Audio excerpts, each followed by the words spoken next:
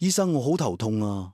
我每次見到個仔讀書讀到喊晒，一直喺度死背成座山咁高嘅 tenses rule， 一大堆 simple present、present continuous、simple past、past continuous、simple future、present perfect 同 future continuous 幾個時態一齊出現，小朋友又點會唔亂呢？有時明明見到 present perfect 嘅時間信號字眼，點解又唔用 present perfect 呢？越諗越唔明。其實要搞掂 mixed tenses，秘訣得3個字：時間線。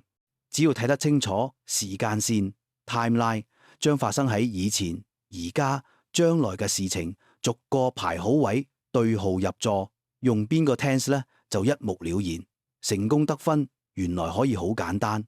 而家 Grammar 農莊特別為小朋友出版咗 Mixed Tenses Timeline Method， 每一課都跟住同一套清晰步驟，由有趣閱讀開始，先揾重點，跟住用心智圖整理故事，再畫出時間線，將事件排好。